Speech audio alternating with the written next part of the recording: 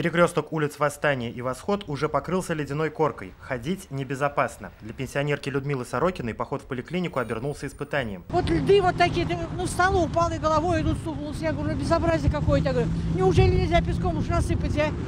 Ну, все говорят, готовы к этому, к зиме, все подготовили.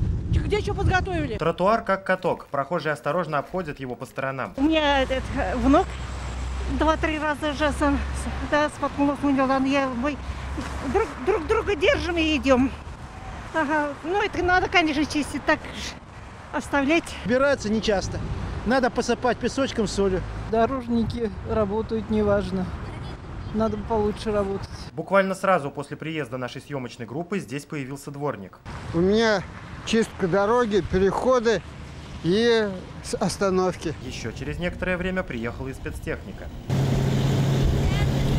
Занимаюсь посыпкой тротуаров противогололедным средством, чтобы пешеходы не падали. А это уже улица Татарстана. Наледь на этом пятачке стала преградой для похода в ближайший продуктовый магазин. Особенно тяжело пенсионерам. Одно неловкое движение, и они рискуют упасть на землю. Поэтому для того, чтобы спокойно пройти, необходимо тщательно выбирать траекторию движения. В исполкоме Казани заявляют, наводят порядок на дорогах и тротуарах 446 рабочих и 262 единицы спецтехники. В первую очередь обрабатывают центральные улицы. Противогололедная обработка улиц Казани началась еще с момента первых снегопадов.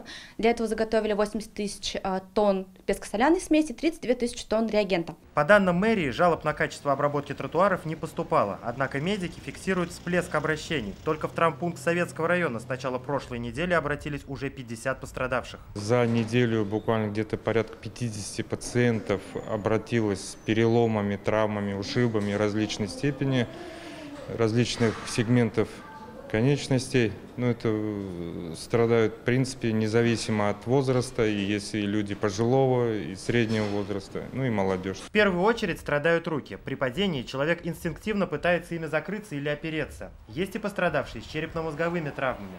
По вопросам уборки снега можно обращаться по телефону горячей линии мэрии Казани. Номер телефона вы видите на экране. Тагир Валиди, Марат Зайдуллин, ТНВ, Казань.